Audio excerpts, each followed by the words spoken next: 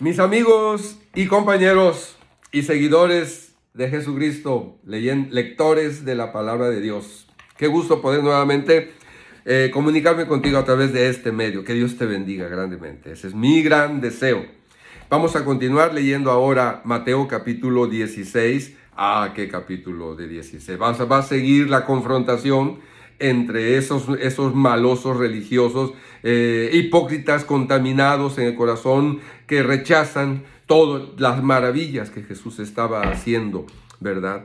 Y sin embargo el Señor sigue insistiendo y enseñando. Así que yo te invito para que continuemos siguiendo a Jesús a través de su palabra y buscando las formas y las maneras de aplicarlo a nuestra vida diaria. Mateo capítulo 16 dice: vinieron los fariseos y los saduceos, ahora saduceos, los líderes del templo, ese templo majestuoso, grandioso, que existió en el siglo número 1, que tardó 40 y tantos años en ser construido, y que el Señor profetizó que sería destruido y que no quedaría piedra sobre piedra. Efectivamente sucedió después de la muerte de Jesús, unos 40 años, se cumplió exactamente lo que el Señor dijo en su palabra. Los saduceos y los fariseos. Los fariseos eran los meros de las sinagogas. Eran los religiosos. Y entre unos y otros tenían aprisionado religiosamente a el pueblo de Israel. Dice, vinieron para tentarle y le pidieron que le mostrase señal del cielo. Queremos ver señal de ti. No era suficiente todas las cosas hermosas y lindas que ya habían visto y que habían oído, y sin embargo le querían ver de él una señal del cielo. Bien. Mas él respondiendo les dijo: cuando anochece decís buen tiempo, porque el cielo tiene arreboles, y por la mañana hoy habrá tempestad, porque tiene arreboles el cielo nublado. Hipócritas, que sabéis distinguir el aspecto del cielo, mas las señales del de los tiempos no podéis. El Señor los confrontaba fuertemente y les señalaba los errores y los pecados que tenían para que despertaran. Oye, si alguien viene y te habla de esa manera, o es verdad o es mentira, ¿verdad? O tiene una intención de amor o tiene una intención de destrucción. Y conocemos al Señor Jesucristo, el grande amor que tenía, el gran compromiso que tenía con el proyecto divino. Pues él era Dios mismo. Dice, la generación mala y adúltera demanda señal, pero señal no le será dada sino la señal del profeta Jonás. Quizás aquellos pueden decir, pues no, ¿y qué Jesús se va a meter en el vientre de un gran pez? ¿O qué señal se refería? Y dejándolos se fue con esa idea. La señal de Jonás, la señal de Jonás, la señal de Jonás. Y sabemos bien que el Señor estuvo muerto 3 días, 3 noches. Y llegando sus discípulos al otro lado, se habían olvidado de traer pan. Se fue con los discípulos, estaban en el mar de Galilea, atravesaban el mar de Galilea, y se les olvidó a los discípulos traer pan. Y Jesús les dice, el humor de nuestro Señor, dice, mirad, guardaros de la levadura de los fariseos y de los saduceos. Ellos pensaban dentro de sí, diciendo, esto dice porque no trajimos pan. Bueno, tú y yo sabemos ya que era un pretexto del Señor para enseñarles algo. Y entendiéndolo, Jesús les dice, ¿por qué pensáis dentro de vosotros, hombres de poca fe, que no tenéis pan? Sus discípulos, hombres de poca fe. ¿No entendéis aún ni os acordáis de los 5 panes entre 5,000 hombres? ¿Y cuántas cestas recogisteis? ¿Cuántas fueron? ¿12? 12. Y ni de los 7 panes entre 4,000, ¿cuántas canastas recogisteis? ¿Cómo es que no entendéis que no fue por el pan que os dije que os guardaseis de la levadura de los fariseos y de los saduceos? Entonces entendieron que no les había dicho que se guardasen de la levadura del pan, sino de la doctrina de los fariseos y de los saduceos. Cuidado. necesitamos cuidarnos también tú y yo de lo mismo.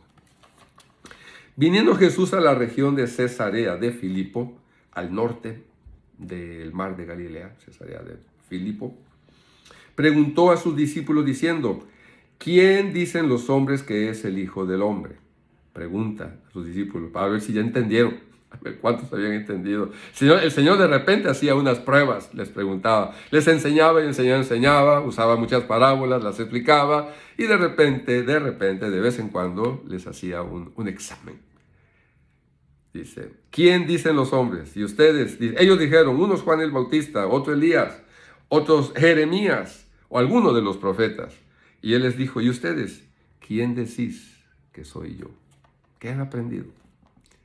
Pedro, aleluya, dijo: tú eres el Cristo, el Hijo del Dios viviente. Entonces le respondió Jesús: bienaventurado eres, Simón, hijo de Jonás, porque no te lo reveló carne ni sangre, sino mi Padre que está en los cielos. Definitivamente. Porque si fuera por uno mismo, no podría uno entender esto, no podría uno confesar esto, sino que Dios tiene que participar en nuestro entendimiento, tiene que revelarlo, de que Jesús es el Cristo, el Hijo del Dios viviente. Y yo también te digo que tú eres Pedro, y sobre esta roca edificaré mi iglesia, y las puertas del Hades no prevalecerán contra ella. Cómo ha causado discusiones sobre si Jesús es la roca y esto que el otro. Bueno. Y a ti te daré las llaves del reino. Otro tema también que cómo ha causado discusiones. Te daré las llaves de los reinos, y todo lo que atares en la tierra será atado en los cielos, y todo lo que desatares en la tierra será desatado en los cielos. Más adelantito en el mismo evangelio vamos a hacer explicaciones en su debido momento acerca de esto. Pero en cuanto a lo que Pedro es piedra, pues sí es piedra, pero el mismo Pedro dice que tú y yo somos piedras, que somos la construcción espiritual del templo de Dios. Entonces mandó a sus discípulos que a nadie dijesen que él era Jesús el Cristo. ¿Por qué razón? Los tiempos de Dios, no era el tiempo para que se publicara, se divulgara esto. Hoy sí, totalmente. Desde entonces comenzó Jesús a declarar a sus discípulos que le era necesario ir a Jerusalén y sufrir mucho de los ancianos, de los principales sacerdotes y de los escribas, y ser muerto y resucitar al tercer día. Pero como que eso último no lo atendieron. Resucitar, no lo atendieron. Entonces Pedro, tomándolo aparte, comenzó a reconvenirle diciendo: Señor, ten compasión de ti, en ninguna manera esto te acontezca.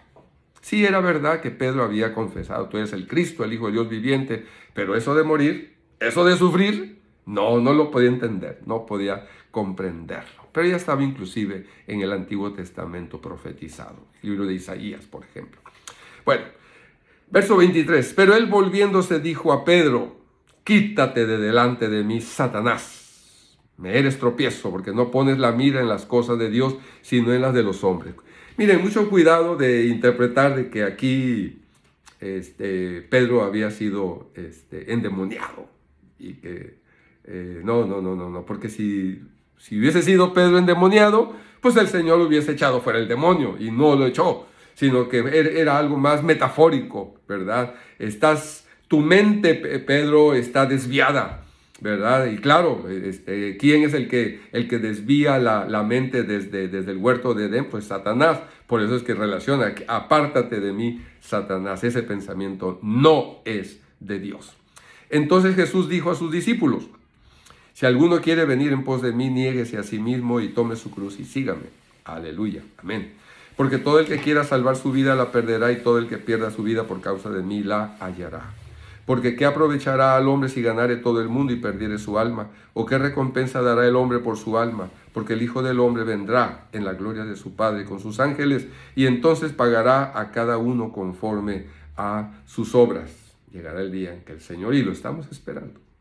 De cierto os digo que hay algunos de los que están aquí que no gustarán la muerte hasta que hayan visto al Hijo del Hombre viniendo en su reino. Pues sí, no gustarán, pero de que suceda, eso era otra cosa. Aunque en su momento tres de sus apóstoles vieron a Jesús en su reino, en su reino. Pero eso viene enseguida, precisamente, pero capítulo 17, pero eso lo veremos después, ¿verdad? Por lo pronto, gracias a Dios por su palabra.